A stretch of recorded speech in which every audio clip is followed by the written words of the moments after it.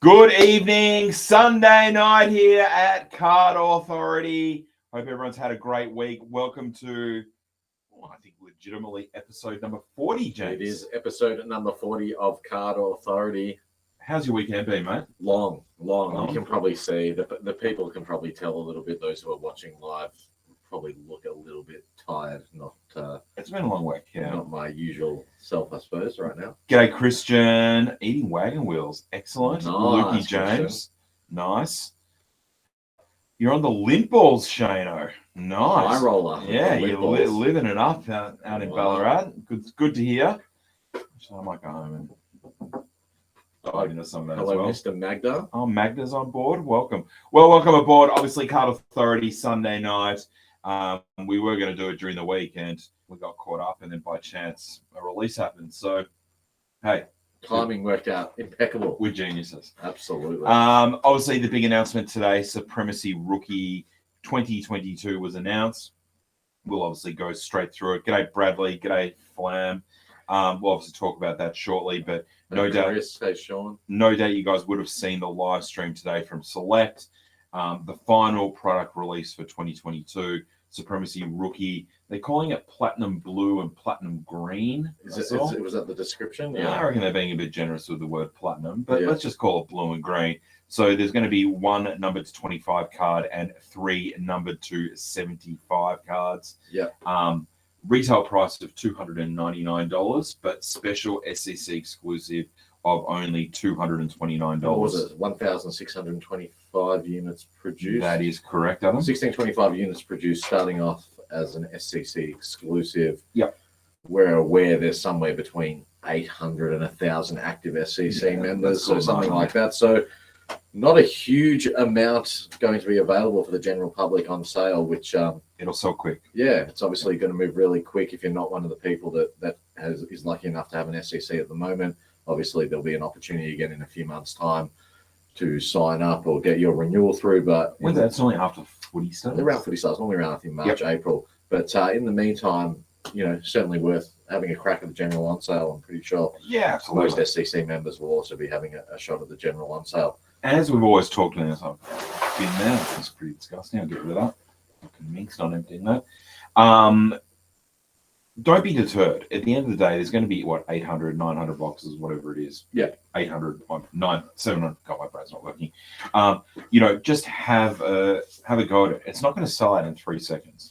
If you're ready, it's going to move pretty quickly. No, it'll be 25 seconds, 30 seconds. 30 seconds. Same sort of thing. If you're ready, you got your credit card, you're logged in, all that kind of stuff. You've got to obviously fight with capture, but it's not going to be impossible to get. Yeah. So don't stress. We've had a couple of messages of people today thinking that they're going to miss out, but you haven't missed out until you've actually missed out. Correct, and that's going to be we see next week. It's like everything in life. There seems to be a lot of hype in the lead up to something, and a lot of hype about missing out. But then a lot of the time, it doesn't actually eventuate that way. And we've certainly seen over the last few releases, the vast majority of people within the hobby and collectors and whatnot, most people being quite happy. But look, moving away from the actual on sale itself. Yep. G'day Shane. G'day Glenn. Product makeup, price point. Yep. All that sort of stuff. What's your thoughts? Look, I think once again it's been seen to give the collectors a little bit of win. Yes, Lee, there's been plenty. It's a cash grab. But buy my boxes, yeah. Yeah, but buy it for double. That's right.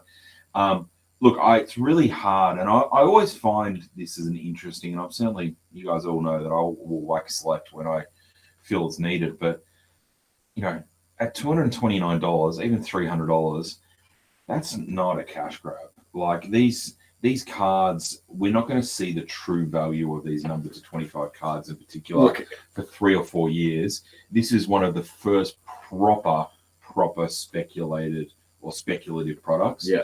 In a few years' time, it's going to be absolutely impossible to find these numbers to 25. On the cash grab thing, obviously, a number of people, including those who listen and watch this show, would have seen I made a bit of a tongue-in-cheek post. I did see that earlier today, exactly on that sort of cash grab situation, and very loose term that gets thrown around a lot.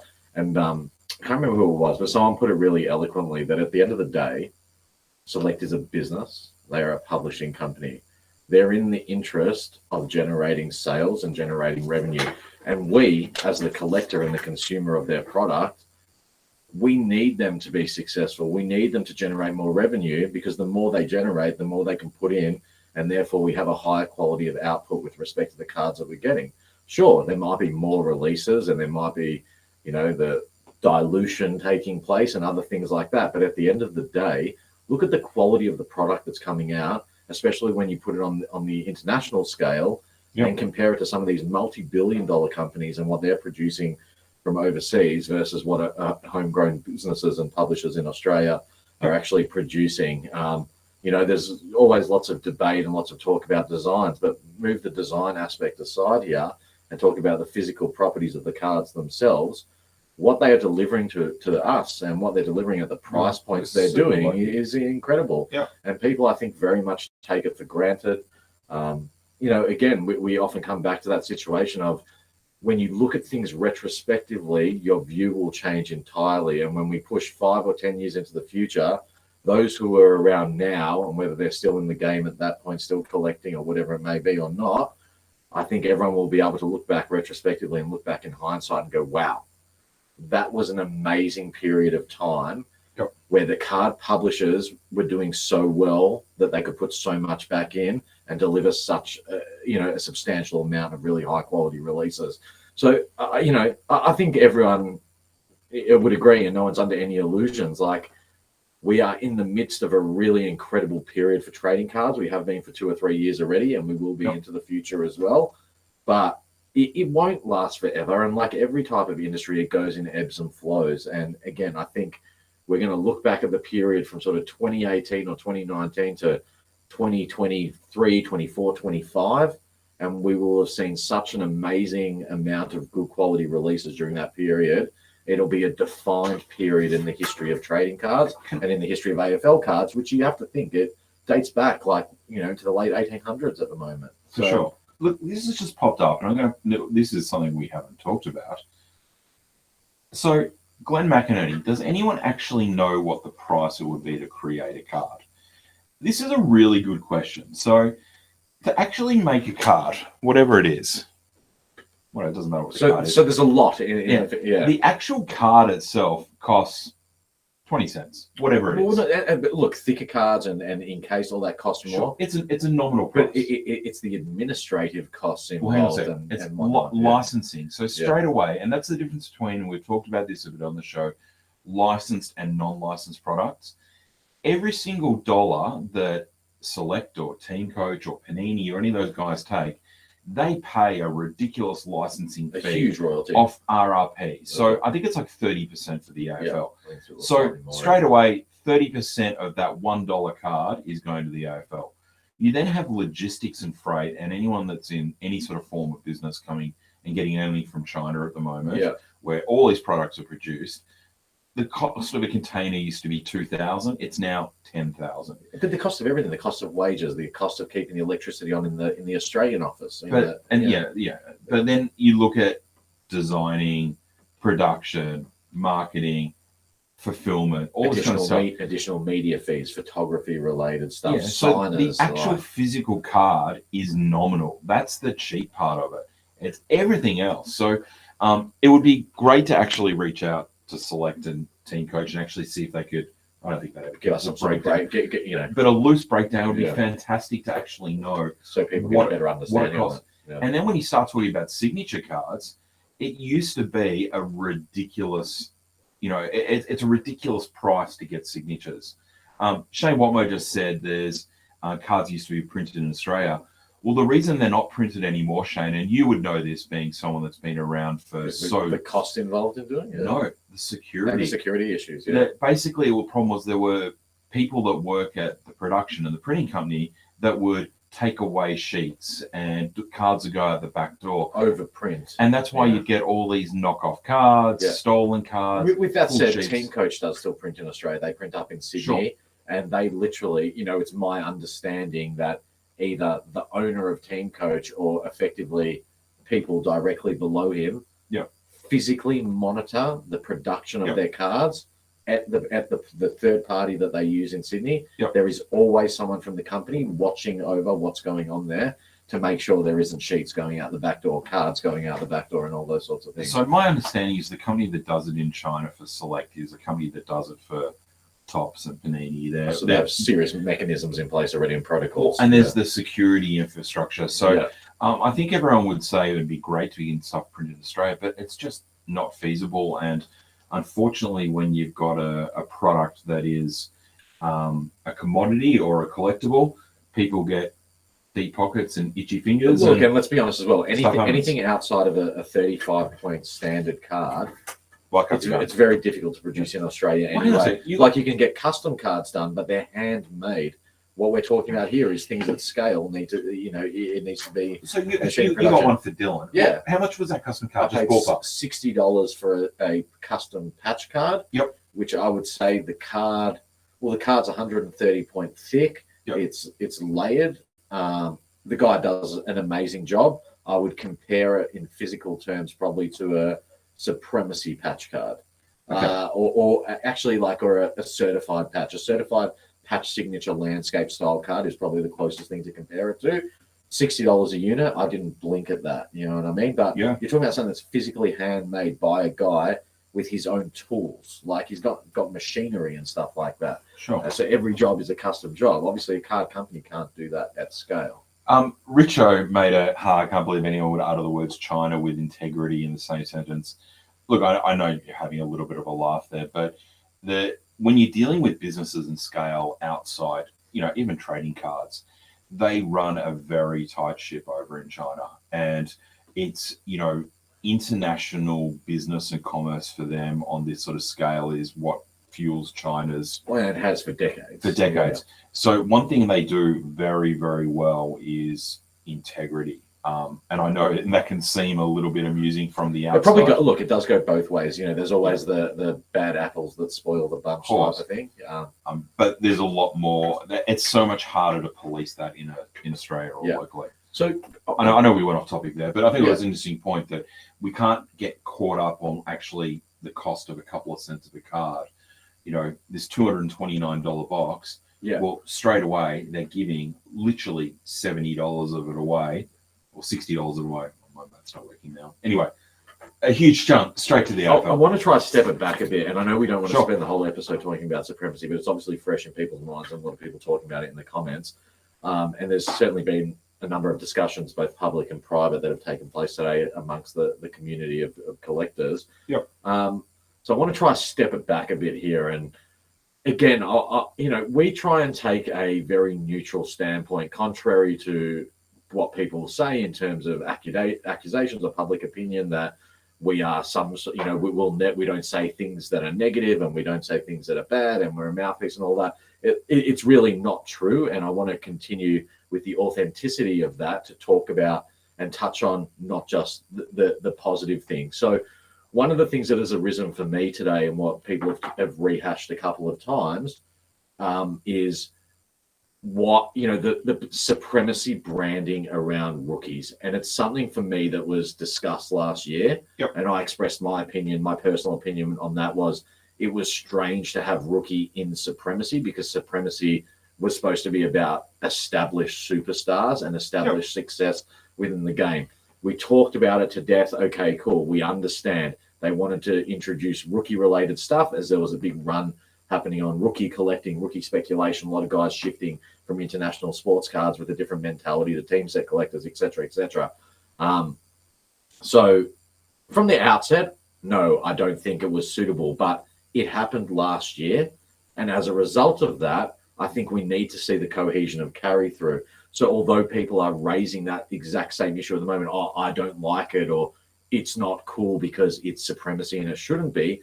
Sure, I think that argument has absolute relevance, and I certainly think every opinion is both right and wrong, or there is no right or wrong. It's an opinion, right. But I also think we probably need to move past that point now and accept, okay, well, that has transpired, and if they're going to come out and do these types of things, then there needs to be some sort of continuity. So, moving past the initial thing of last year of rookie being included in Supremacy and now it coming back, I think it's gone way above and beyond where it was in terms of, the value, I suppose, and what people are actually getting. From a selfish standpoint for St Kilda, this is a far better rookie class for me as a collector, for other St Kilda collectors. There's some great players that have had game time and potential future superstars. That's fantastic. But talking from a pure value perspective, how they've now restructured this, I think, has a number of really positive things that are going to occur from it. You're no longer just getting a single card, so there's no longer going to be the jubilation, but on the flip side, the extreme disappointment if you hit a bad player or a bad team or something that you didn't want whilst you watch everyone else hit something good. Yep. You're going to hopefully get a mix of 4 different teams. Sure, I'm sure there'll be discrepancies here and there as there are under the law of averages, but the expectation would be collation should be pretty good, and you're going to see a nice spread of cards. That's fantastic. The value that comes from 3 cards numbered to 75 often will be overlooked because there's a card numbered to 25, but you cannot discount the value. I think due to the limited print run, this is going to be a heavily traded release. Yep. Because essentially, which is great, most people will only get 1 box. Correct. That's the reality of what's going to happen. So the choice to sell one and open one, or sell one, open 2, sell 2, open it, it sort of goes out the window. And at the price point that it is, there's a really good opportunity here for individuals to open their 1 box and then to see some really significant trading taking place, especially on those numbered to 75 ones, I think. Yep. And lastly, before I hand the mic back to AJ, the pricing is a really interesting one for me. I think they've nailed it here, and they've nailed it from 2 different perspectives. One, there's an increased product offering, and with an increased product offering should always be a price increase. At a primary market level, that should be happening for Select. It costs more to produce the product. They should be charging more for the product. But we also need to look at it from a collector's standpoint.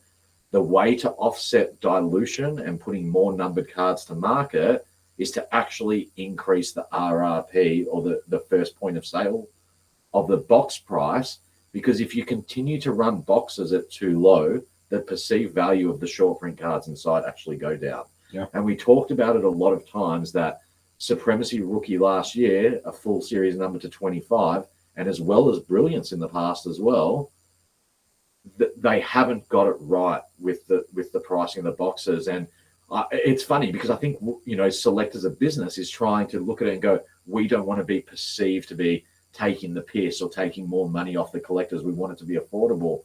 But on the flip side, keeping the box prices super cheap is actually impacting the perceived value, and it means those cards are not fetching what they should be versus the historical market as well. Yeah, and just to add to that, and look, someone made some comment earlier above, I can't scroll back and find it now, but the value of these cards now, there's obvious value in the Daicoses, the Darcys, the top 10s, the big clubs, but where the value is going to be later on is, and someone mentioned Garrett McDowell, who I think has been the set completion. Or no, the thing is, like, he's been delisted, whatever, from Essendon. You don't know what's going to happen to him next year, so forth. He might get picked up by Collingwood, become a superstar, who knows? But also, here comes along Fred Jenke, a new set collector who wants to suddenly backfill all these cards 5-6 years later. Good luck finding a number 25 card. And people so don't be stuck in the short term of I've got to get back my 229. But also don't get caught in the rhetoric that there's this popular belief that's actually unfounded that huge volumes of set collectors are leaving the hobby or not set collecting anymore. One, it's being completely overinflated and over exaggerated, but 2, the amount of new people coming in far exceeds those that are changing their style or exiting. Absolutely. So, it's no different to me coming back in 2018 and then picking off a few cards from Series 1, then deciding to collect a few players, then deciding to team set, and then having to go backlog it all. And it's absolutely going to happen into the future. The cards are 25, even the cards number 75, they will be hard to find. And the pricing in the first few months of release won't be reflective of the desirability, I think, in the future. And, Great. We've talked about it last year with the exact same release and how it's undervalued against the market. The same points come up about delisted players and stuff, but at the end of the day, it doesn't change the fact that over the entire course of the future of both the history and the future of AFL cards, if at any point in time more than 25 people ever want to put together a full team master set, well, how are you getting the card? Yep. Where is it coming from? And what are you going to be prepared to pay for that one gap? Because there's only 25 in existence. Irrelevant, the team or the the thing, you've got people who bulk multiples. Like, you know, again, I've said it before about myself personally. People know that I do it. Good luck trying to get the St Kilda rookies from Supremacy last year. Yep. If you come along in a year's time and you want to backlog it, well, you're going to have to find some sort of pathway to me. Because there's not enough out there. If I've got 10 of the 25, well, that means only there can ever be 15 people that can ever complete a set. So that's the reality of the situation. Don't get caught in that little bubble. Let's be clear for people that perhaps are new to the show. You're not doing that to cock block people. No, I do that because I PC certain players. That's how you collect. The thing. I get my kicks out of out of flexing a shelf full of gold brilliance cards. Do you know what I mean? Like that, and that's up to me. And with that being said, like, and as many of the St Kilda collectors have known and experienced, I'll always help out. And whether St Kilda collectors or other collectors, if I have spares or multiple of cards that can help someone else with their collection, I absolutely will do so. You know what I mean? So you heard it first. Anyone that needs a Lenny Hayes Gold Brilliance, shoot Jenks a message and he'll be more than happy. I don't have enough of it. But yeah, so I think price point wise, I think it's a smart move. They potentially could have even got. Is it cheap? It's still cheap. It's still too cheap. So I pose this hypothetical, this is not on our run sheet. If they released this same product today and put a $500 price tag on it, do you think that is too expensive, just right, or too cheap still? So 500 probably tips over a barrier. Because then what does that value the 25 at if you put it at $500 a box? Well, at $500 a box, you essentially need the low range 25s to be worth $250 to $300. 500 is probably too excessive, but at the same time, if the cost of a box is greater, then the barrier to entry is greater, and therefore what comes out of the box should, in theory, be perceived to be worth more money. And at the end of the day, the value of something is perception. Perception is then impacted by supply and demand, and sales are achieved. But it's all in the eye of the beholder, because it does take two to tango. You need a seller and you need a couple of buyers to instigate a sale and benchmark a price. So I think 500 would be going too much. At 300, I think people still don't blink. I think 300 is the same as the 229. And if it was 300 and then 399 for public on sale, that's probably the limit. I'd say that's the limit where it gets to for a product like this. And you probably see that reflected in the secondary market pricing. So the secondary market pricing of the boxes here probably start to give a real good indication of where the true value starts to lie of perception of what a box could be worth. And look, we've obviously had a few people reach out to us today, and we won't go into those details publicly, but everyone has seen the box listed on eBay for $500. Yeah. Do you think that box sells? I don't think that box achieves its $500. Yep. But I think we see that sell. Yep. I think it does sell. I think someone makes offers on that box, whether breakers or otherwise. Look, and this is the other really interesting thing. There is a perception about the box resale being exclusively breakers that are buying the boxes. It's completely untrue. People buy it at rip. We know, we buy, it's no secret, we buy an astronomical amount of boxes of every release off the secondary market. There's probably 20 plus people on this stream right now that have sold us boxes and will, I'm sure, continue to do so into the future. And no, we don't need to name them. They'll continue to remain anonymous. But as has been indicated to us very clearly, especially with both Optimum and with Optimum mainly, we had price targets of what we could pay. We were very transparent with people. We have got enough stock at this point. This is our price point at this point. This is what we can pay. Please go and sell the product on the open market and see what you can get for it. I'm telling you, it's like 8 out of 10 is being sold to individuals, not to breakers. People are getting the boxes and ripping them open. And I'm sure there's plenty of people on stream right now that probably fit into the category of having bought boxes of Optimum from Select at RRP and then also gone on eBay and bought more boxes afterwards just to rip open. And there's Magnet. I'll get to that question. That's on my list. Don't worry. You know, yeah, like there's obviously breakers and stores, and Flam just mentioned Cherry does it as well. Yeah. You know, us as breakers, we need to acquire stock for our business. We are very firm and strict, as you said, on the prices that we pay. Yeah. But there's also master set collectors. Like we've got a collector, and again, I'm not going to mention it. He deploys tens of thousands of dollars every release to buy up as many boxes as possible, so we can fill his set. That's right. And then he ends up with all this excess stuff, and that ends up getting moved in on a consignment basis. Well, and there was another collector today who commented on one of my posts, and I'm sure he's on stream today. Straight away, you know, a bit of a joke was happening. He said, I'll buy 75 boxes off you. Yeah. So it's not that these people are wanting to buy boxes to go and flip. A lot of people have clients, collectors. Yeah, and there's a multitude of different reasons. Right. And everyone, and there's no, you know, everyone's entitled to do whatever they want. Whether they're buying it for themselves, buying it for a mate, buying it to flip, buying it for breaks, whatever it may be, that's entirely up to them.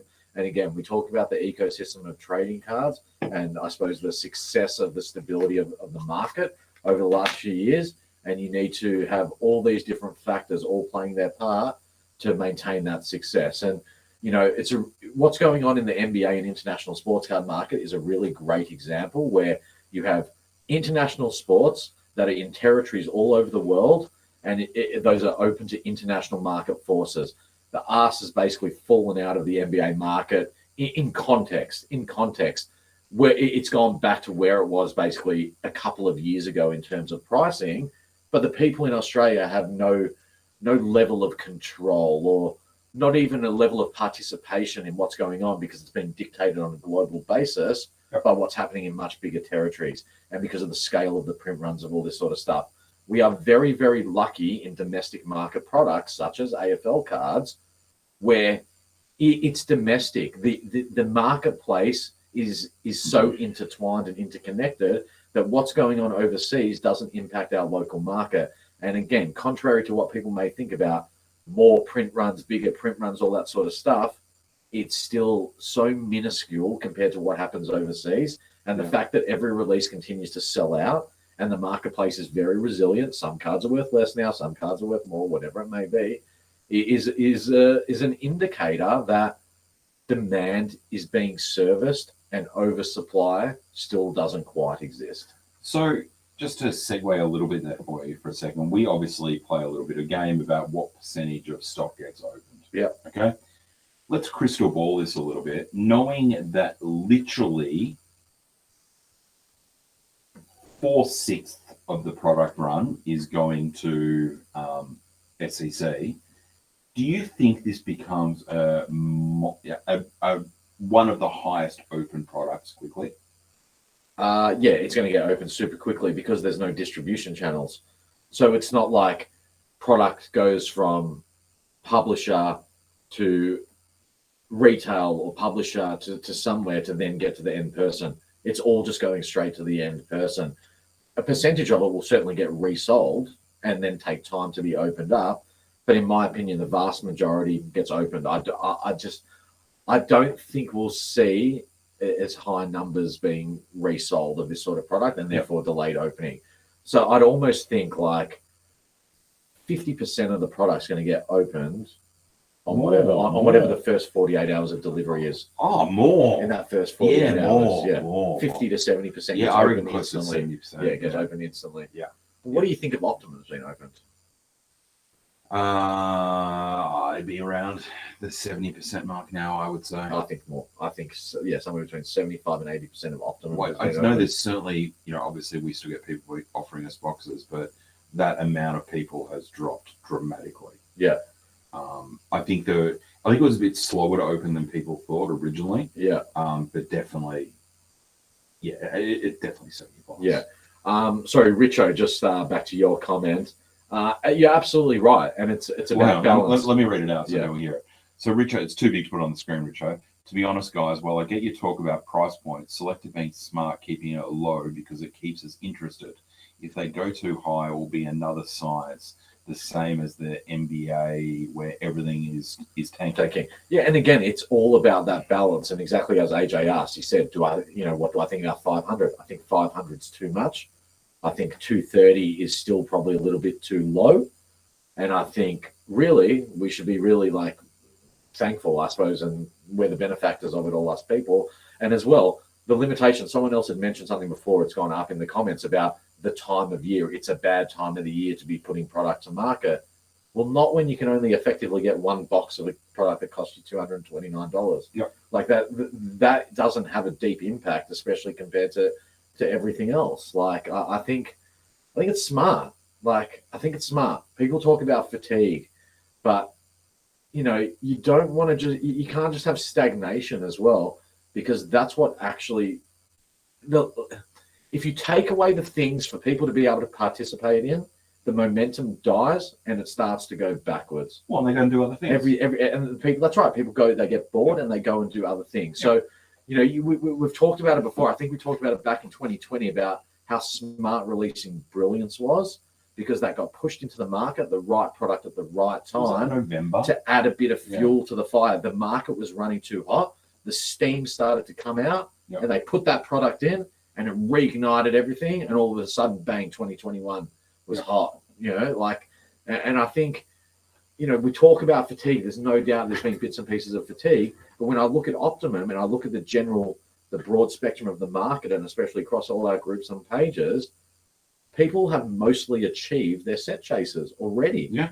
They've already achieved it, which means they're, as much as people like, I don't want my wallet to be hit here, they're also chomping at the bit for when's the next thing coming. I want the next thing. And we've got to remember, in a couple of weeks after we have this release and we all consume it at a rapid pace, there's then nothing till like March next year. Yeah. There is no footy cards till like March next year. Yeah. So what, it's, and that's the time where, I said to AJ privately, like, I'm looking forward to that 3-month period, because my list, I haven't been able to cut down my list from pre-2021 of my master set chase because I haven't had time. Yeah. We've just gone release to release to release. So I know myself, and I'm sure there's plenty of other people in the same boat, will use that opportunity to start backlogging sets. Yeah. Footy start. And you see, again, you'll see the ecology change. And, you have all these people talking about like, older cards are tanking, cards from 3 years ago, 5 years ago, they're tanking. They're not. It's cyclical. Everyone's onto the shiny new thing right now. Once they have the shiny new thing, they've got to go back and get the shiny old thing as well. Yep. So there'll be a demand surge on older cards from previous series 2, and previous hobby releases, and from previous series 1. It's funny. The bubble that people get caught in around rhetoric, and we're probably partly responsible for it as well. People can get too caught up in the things we're saying too, but you have to take what everyone's saying and then judge it for yourself, analyze it, and then take your position of what's good for you and your collecting style or the area of business that you maybe you're in with trading cards. So I see Will Gorman is on the stream. Will, for people that don't know, he runs and heads up all our eBay and e-commerce. He will be cheering for this release because he knows as a shop we don't get any, so he won't have to do any. Yeah, that's right. We'll open a few that we buy, just so we've got some tradable inventory and maybe a few cards. You'll be right. You're on holiday mode now. Actually, bro. Yeah. But look, as humans and as collectors, we naturally want to consume things. I can tell you right now, it would be horrible knowing that there wasn't going to be anything till March. If we'd finished with Optimum in whatever it was. To be honest with you, it's going to feel like, to me, it's going to feel like a lifetime away from early December through to March with no new releases. It's actually going to feel like a lifetime. But again, there's so many people that have joined the hobby even in the last 3 months. It's a great opportunity for them to start to become acquainted with other cards. And we certainly see it through our breaks business where, there's people that are in our breaks right now for Optimum who didn't even know what Supremacy was. Didn't even know what Brilliance was, didn't know what other releases were. And we're trying to use that opportunity when we have these people on stream as well to educate them and say, well, hey, did you know that actually, I remember having the conversation on a break. Did you know that last year in Optimum, the mirror cards, they didn't have SIGs on them? That's the upgrade for this year because we had a repack come out in the break, which had an Optimum mirror. And someone's like, what's that? It doesn't say signature redemption on it. That's last year's one, and this is what's evolved. But that piques those people's interest. Oh, well, what was in last year's cards that were the big hits? What's an influential? What's these things that I keep saying? You know what I mean? So it's really important that these opportunities arise for one, people to have the time to be able to look at other things, but also for people who have already been around to continue to educate the new guys and inform them on what there actually is out there, because we were all that new guy at one stage. So question, all right, and Magda did bring it up, and I had it on my list that I was going to talk to you about. Let's look at the Daicos Platinum DPS versus the Daicos number 25. Yeah. In 5 years' time, pending he goes on the same trajectory that he is as a Sam Walsh or whatever, what card is going to be worth more? One numbered to 40 but a signature, the other being a short print numbered to 25 Supremacy. Yeah. Card. Look, obviously, again, there's no factual aspect to this. My opinion on it is that the Platinum 40 Sig and the 25 Rookie Supremacy will essentially be on par, and I almost think they're going to be on par throughout their entire trajectory. So they should start the same. They should be the same after 2 or 3 weeks.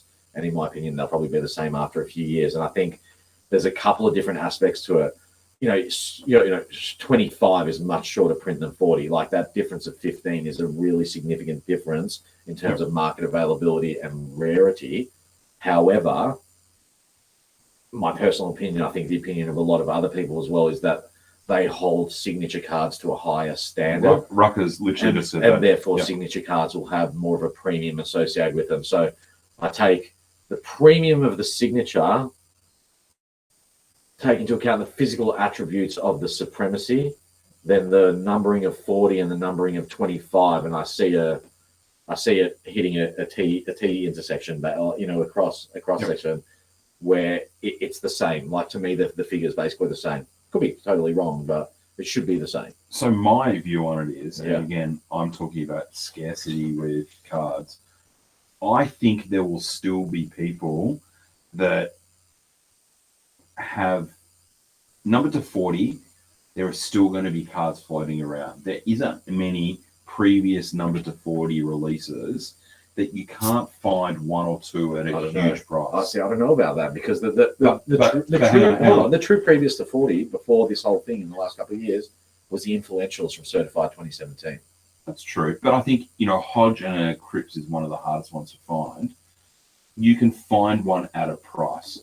I think that being numbered to 25, these things are just not going to be anywhere. Yeah. They're either going to be in master set collectors, team collectors, or people that have left the hobby or whatever. I personally think that these number to 25 cards could surpass the number to 40 cards. Yeah. I know SIGs are more desirable. I get it. I like it as well.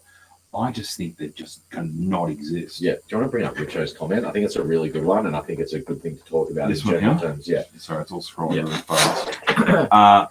Richo, great work tonight by you. I'd love to answer this question. What about All right, well, you can answer. Sorry. What about those rookies that were in the preview, the unnumbered ones? How many of them could come out the back door like Cards did from Futera?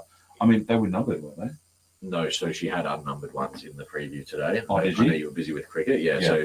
So she had unnumbered ones in the preview. So just so everyone is aware, all cards across all production runs, whether they're Series 1 or they're super high-end, card companies that have to serial number cards, so in this case in Australia, Select, they produce overruns of cards that get used for a number of purposes, but the main purpose they get used for is replacements, and then they also get used in previews. Richo is bang on here with what he said, and again, we talked about the integrity before of the issue of historically for trading card companies in Australia, whether at the publisher level or at the manufacturer, the physical plant level, cards going walkabouts, overproduction, things going to market that should never have been there, and all that sort of stuff. What I would say is, and Richo's given a really good example here of Futura, who were around in the early 90s, basically. Someone correct me if I'm wrong there. From memory, it was early 90s, like up until about 93 or 94. That there seems to be known stories about that. There's known stories about team coach cards going to market that should never even been in production run. about overruns, all that sort of stuff. There's certainly been rumors over the years of blanked cards from Select making their way to the market and things like that. I think the difference is now, Richo, is a combination of the technology age and the internet, coupled with this incredible microscope that people have over the card publishers, that people are looking for any opportunity to bring these companies down. And the reality is the value of cards on the secondary market is intrinsically linked to the credibility of a company. And as soon as you take away that business's credibility over what they state, so where they state, this is our ratios, this is our numbers, our serial numbers are a reflection of what truly exists. Once that becomes compromised and that integrity is compromised, It's game over. it's over. It is over. Yeah. Because that's when your cards, that's when you have to start to question, well, hold on, my card number to 25, maybe there's 500 of them out there. So is it really worth this much money? So I think that the combination of technology and us as individuals and people who participate in the trading cards as a hobby ultimately have the power and responsibility, and we automatically do it by default without even trying, that we hold the publishers to account because they know they cannot mess around. Because if they mess around, the future of their business is deeply impacted, if not over. And I think you see changes within companies that's a reflection of those sorts of things. And that's why, like, these companies, they don't just hire people.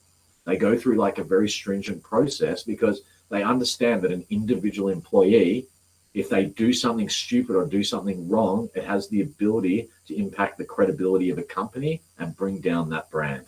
Yeah, and I think they, I know, well, I've asked the question before, what they do. And apparently they literally drill cards when you get like a card replaced. Yeah. And I'm sure multiple people. They cut them up. Yeah. Well, they drill them. They physically drill them straight away. I'm aware of someone who got a replacement done a few years ago, but due to, I think it was a geographical related issue, wasn't required to send back the card, but on a video had to destroy the card on a video. And they still have the destroyed card in two halves, and they have the new version of the card.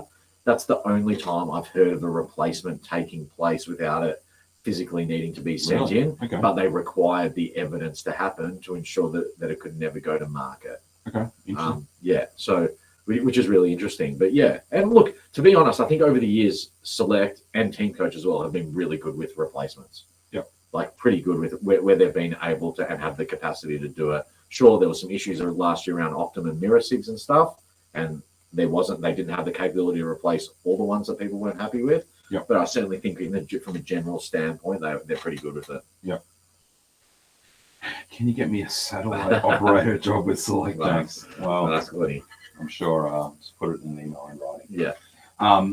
Look, it's an interesting product, and again, as I said at the top of the show, I think we're going to see the true value of these products not in 12 years, not in 12 months, not in 24 months. It's going to be good for 3 or 4 years. Yeah. When we start seeing some of these players really become superstars. Yeah, even 2 to 3 years. We saw what happened with Sam Walsh between 2019 and by the time it was 2021, where the value of his first year cards were. So, injuries, all these things can happen. Nick Daicos is a real anomaly. Yeah. It's a real anomaly. If this kid continues the way if he follows up next season like this season is, come this time next year, these cards. But there's a trend. It happened with Jamara. Yeah. And the first time we saw a DPS hit the hype train was Matty Rao. Yeah, it was Rao. That's right. I remember $300 for a dominant It was DPS. the first time there'd ever been DPS open up. It was like, my God, how is everyone worth every card worth $70 to $90 and this is worth $300? Correct, yeah. And it was the first real speculative situation of this. Yeah. So very interesting. Guy Robbins has said, get some golf breaks going. Look, Guy, I'm going to be totally honest. I'm not a massive fan of golf, but I'm certainly not dissing the sport. We have a couple of those boxes of those golf cards, and they're a turd. No, they're not. I'm sorry. They are just not. If you hit a Tiger Woods signature. You hit a Tiger Woods signature, but otherwise, I don't know. So golf's not my thing. But those cards to me are I'd be opening a footy box. It's like footy Big, cards. big shout out to the guys at Upper Deck. Yes, thanks thanks that. very much. All right. So look, Supremacy Rookie on sale now for SEC. If you're listening to this podcast or watching it at a later date, it has gone on sale right now, Sunday evening or Sunday afternoon. I think it goes all the way through to Friday. Can we talk about, just quickly, Sure. the Card Authority Hottest 100 before we forget? Because we are just under 24 hours left. Do you want to tell people what it's the about? nominations? All right. If you are not in the know and you haven't seen our cringy videos coupled with the amazing artwork that we do have, which I do think is really, really good, and neither of us did it, obviously. But if you have been living under a rock the last few days, we are running the first ever, the inaugural RGV Hottest 100 AFL cards. Sorry, not RGV. Wrong brand, bro. Wrong brand, sorry. Yeah. The Card Authority Hottest 100. It is we've certainly copied Triple J's Hottest 100 a little bit. Yep. But right now is the submission stage. It's completely driven by you guys. Submissions and voting is both from the community. So I think at the moment we've got, around 300 or so cards have been submitted. So the list is populating really well. It does close at 6 p.m. tomorrow, and it can be found on our Facebook page. And then voting will open a couple of days later. That's right. So Brendan, don't stress. People have been nominating the Scanlon's cards. We will go through the voting process this week. That's correct. So I think voting opens up on Wednesday. So we'll actually have like a online form where you click in and then you can put your votes in for it. So don't stress. The Scanlon's cards are being nominated, and some cards that I'd never heard of, which is great. So I've had to learn a few things this week. But don't worry, they're getting nominated, and they will feature, I'm sure, high on the list. I would definitely be thinking certainly some of those Scanlon cards are right up there in the list. And again, don't be confused. Right now is the nomination stage. Those nominations all get compiled, and then we go into a mass voting stage. Everyone will have 10 votes. So you'll actually be able to vote for 10 cards within the system. So say hypothetically there's 400 or 500 cards on the list that have been nominated. Everyone will then have 10 votes, so it correctly weights across. So it's not just like an avalanche of everyone just voting for one single card, and it should start to really give us a true representation. Again, to be clear, this is not curated by us. It's not based on actual sales. We didn't want to do it based on sales due to anomalies. And, again, we had an internal discussion about this, where the way I tried to position it with the boys was, well, sales are a really funny one, because you could have an individual card that never comes up, that comes up once every 5 years, sell for $3,000, or you could have a card number to 25, where 10 of them sell for $2,000. So which is the more popular card? And that's why we've decided to go with a community-based thing, community nomination. And also, based on the whole... Because what's the most expensive isn't necessarily the most desirable. Absolutely, or hottest. And hottest can be something that you own, something you desire, something you think should be part of the list, or something you think is just a great card. Yeah. And, certainly a trend that I've noticed after doing all the Excel submissions recently.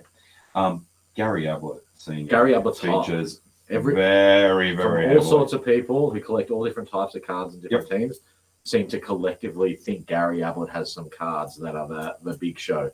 So for us as well as everyone else, it's going to be super interesting to see what happens in the voting stage of it. I think it closes tomorrow at 6 p.m. So please go to the Card Authority Facebook page, submit any cards you think should be voted on.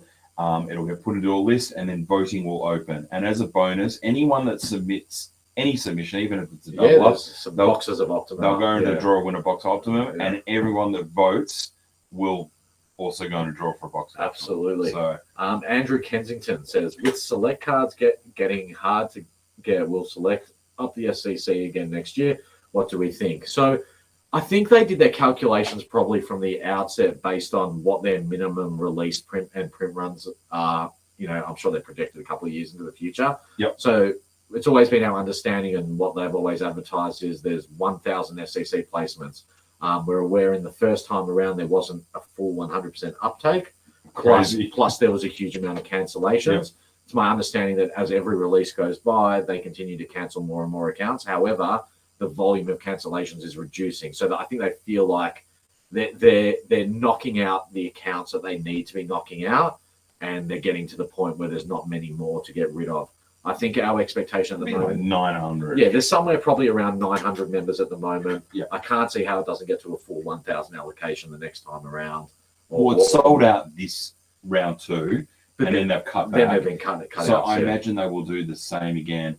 I can't see them increasing it to, look, there might be a small increase, but when you start looking at the shorter print products like Brilliant, Supremacy, Rookie, Yeah. if you suddenly made SEC 2,000, well, 2,000, for example, not everyone would be able to get one of these boxes. Correct. That's right. So that defeats the purpose. Yeah, Shawnee, Sean Dean says, Yeah. boys, you haven't responded to me yet, but it's important. I'm not sure.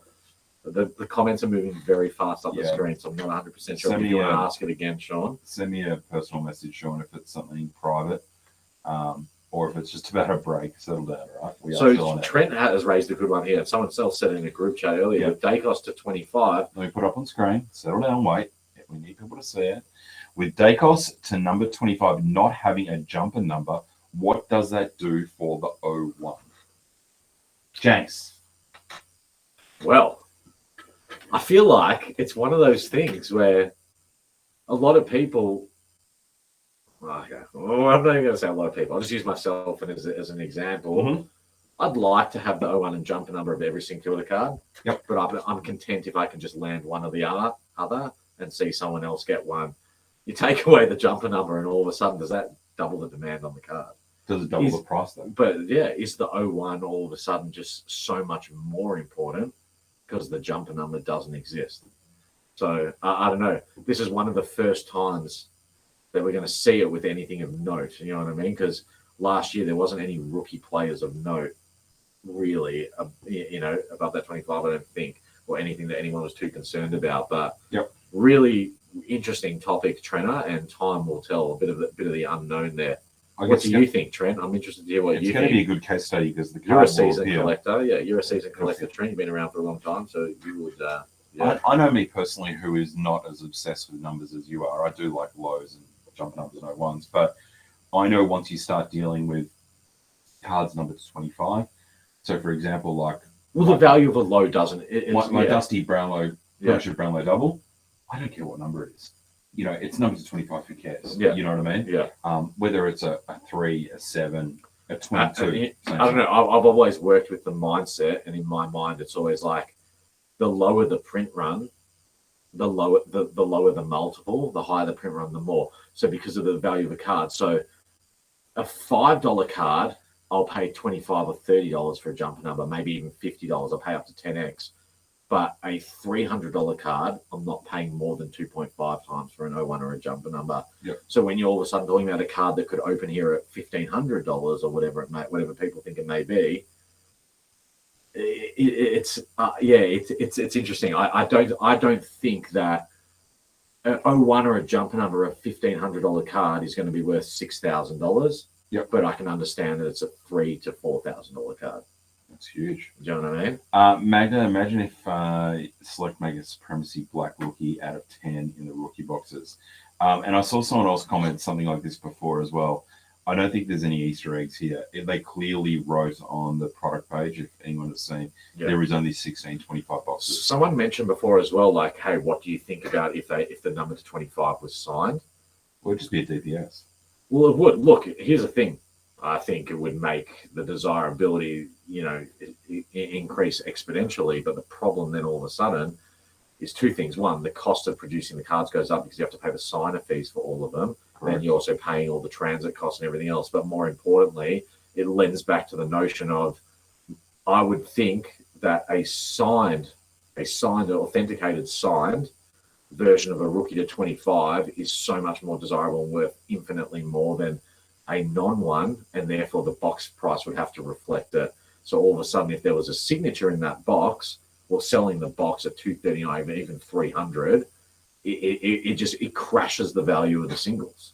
Well, it crashes the value of 25. That's what I mean. It would crash the value of it. So if they were to do something like that, my expectation would You couldn't be do both. the price of the box has to go up dramatically to make it out of reach for a lot of people to then hold the value higher on the secondary market. Yeah, good question. Yeah. All right. Well, we've nearly been here an hour. We have. Thank you, everyone, for your questions. Obviously, fantastic input today. Richo, you've had a a great He's had a ripper this session. And guys, as I'm sure a few people have noticed, or at least a few people have mentioned it, hopefully a lot of people have noticed, we are working really hard to try and get a lot more Card Authority content out for you guys. Yep. That's something we've been really focused on over the last 6 to 8 weeks. I hope people are starting to notice it. And whether it's from having to see our faces or hear our voices a bit more, or instructional images or videos that we're trying to do, or resources, free community resources that we're trying to create, we are really trying hard to do it. And if people do have ideas and feedback for us, please keep it coming through, and it's something we certainly want to continue into the future. So although we may have a bit of delayed intervals between our actual podcasts at the moment, we are doing our best and we are spending just as much time. And we love the feedback. We get plenty of emails. But, we hope you guys are enjoying it. We look forward to continuing to bring content and discussion and provide a platform for you guys to get involved in as well.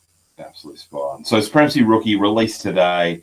Public sale next Sunday at 12 o'clock, and then I guess we should get it sometime the following midweek. Thank you, everyone, for your contribution. Jenks, thank you. No, thank you. You've been excellent. Have a great Sunday night. Is the Denmark France game tonight? I don't even know. I can't. Australia-Denmark game? All I know is I put a bet on Australia to win the day before. You are an absolute pelican. Have a good evening, guys. Thank you. Thanks, guys. Ciao. It's been awesome as always.